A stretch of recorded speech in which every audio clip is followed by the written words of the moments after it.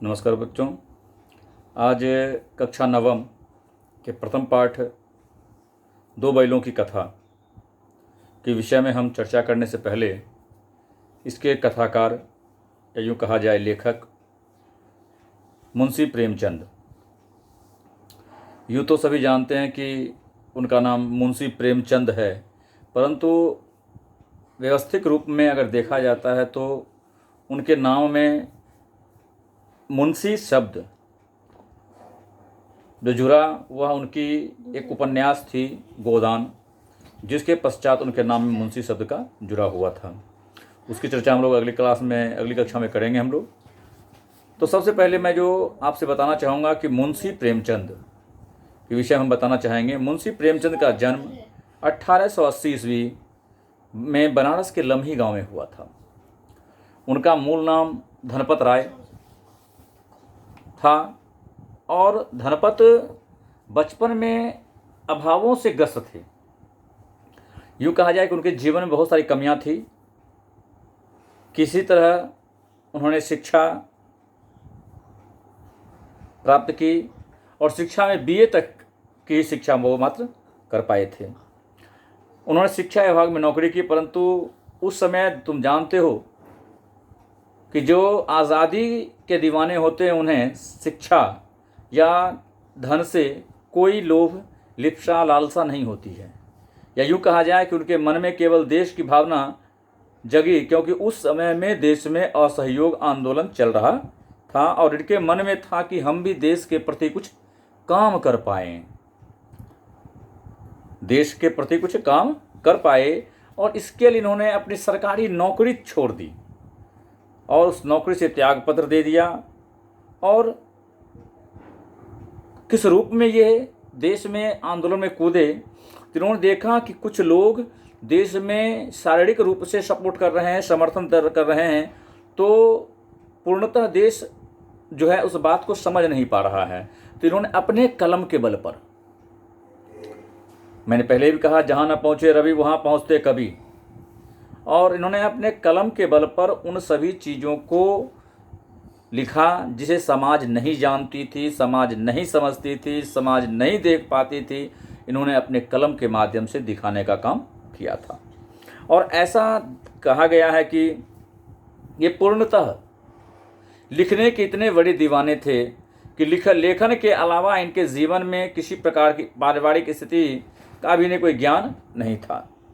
सन 1936 ईस्वी में ये महान कथाकार हमारे बीच एक स्वप्न की भांति अदृश्य हो गए, यूँ कहा जाए कि उनका देहांत हो गया था। प्रेमचंद की कहानियों में काफ़ी हद तक समाज पर हो रहे व्यक्तिगत भाव से जो देखा जाता है कि समाज में जो चल रहा होता है हमारे साथ में, आजकल हम लोग उसकी चर्चा अधिक करते हैं। तो इन्होंने इस बात पर विशेष ध्यान दिया कि समाज में जो गतिविधियां चल रही हैं, जो कुरीतियां चल रही हैं, जो समाज को तोड़ने का काम कर रही है, उन सभी गतिविधियों को इन्होंने काफ़ी हद तक पढ़ा, हद तक समझा और दूर करने का प्रयास किया था। इनकी कहानी मानसरोवर, जिसके 8 भाग हैं, सेवा सदन, प्रेमाश्रम, रंगभूमि, कायाकल्प, निर्मला, गवन, कर्मभूमि और गोदान। मैंने पहले कहा था गोदान जिसके संपादक कन्हैयालाल मुंशी थे। और उन्होंने हंस, जागरण, माधुरी आदि नामक पत्रिकाएं का मतलब होता है न्यूज़पेपर, अखबार के ये संपादक रह चुके थे।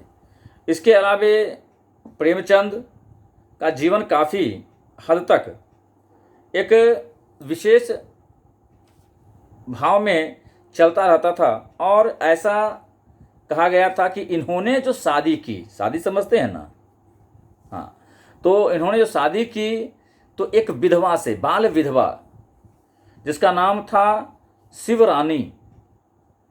शिवरानी से इन्होंने बाल विवाह किया था, जिनके पश्चात इन्हें घर भी त्यागना पड़ा था। घर त्यागने के पश्चात ये इतने लिखने के प्रेमी थे कि इन्होंने घर के हर एक बर्तन से लेकर कई प्रकार की चीज़ों को बेच डाला। लिखने की इतनी बड़ी भूत सवार थी इनके ऊपर। और इनके लिखने में वो कला था कि पूरे हिंदी साहित्य ने इनकी इस लेखन भक्ति को देखकर इन्हें कलम का जादूगर भी कहा है, कलम का जादूगर भी कहा है।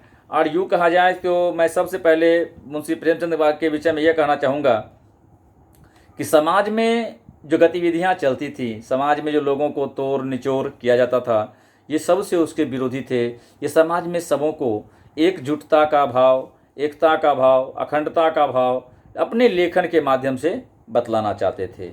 उक्त पाठ में मुंशी प्रेमचंद ने दो बैलों को अपने कहानी का एक नायक चुना, जिनका नाम है हीरा और मोती। नायक हीरा और मोती जो पशु होते हुए भी मानवीय करुणा से पड़े थे, और मानवीय करुणा के पड़े होने के कारण आज लोग वक्तव्य में लोग कहते भी हैं कि भाई हीरा मोती की जोड़ी आ रही है। इट मीन्स दोनों में काफ़ी प्रेम है और स्नेह से जुड़े हुए हैं। दो बैलों की कथा के माध्यम से प्रेमचंद ने किसान समाज के पशुओं के भावात्मक संबंध का वर्णन किया। इट मीन्स किसान और पशु, it means a relation between the animals and the farmer is very well than the other persons. I am talking about the relationship between the animals and farmer, which is always so grateful. और इस कहानी में उन्होंने यह बताया कि स्वतंत्रता सहज में नहीं मिलती, इसके लिए बार बार संघर्ष करना पड़ता है। संघर्ष तो जीवन का एक सबसे बड़ा सत्य है।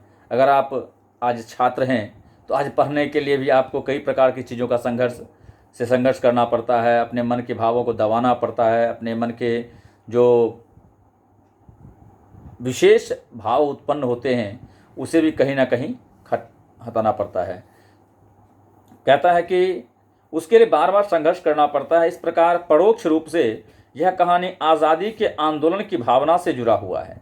इट मीन्स कोई भी प्राणी गुलामी को बर्दाश्त नहीं कर पाता, और जब गुलामी हद से अधिक बढ़ जाती है तो वहाँ एक शब्द जो आपके इतिहास के पुस्तक में भी दिया गया है, विद्रोह उत्पन्न होता है।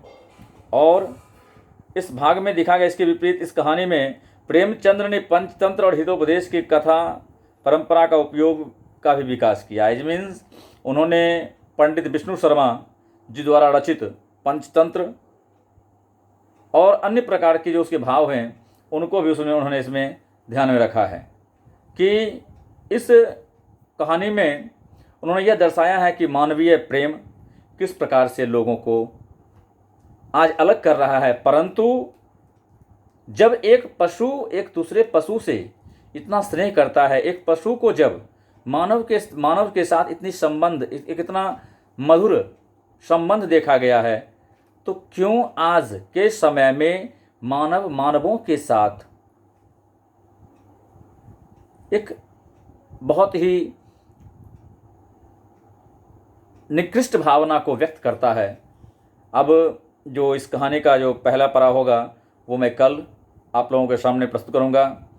आज मैंने आप लोगों से मुंशी प्रेमचंद का परिचय दिया और आशा करता हूं कि आप लोग इसे ध्यान से सुनेंगे और समझेंगे।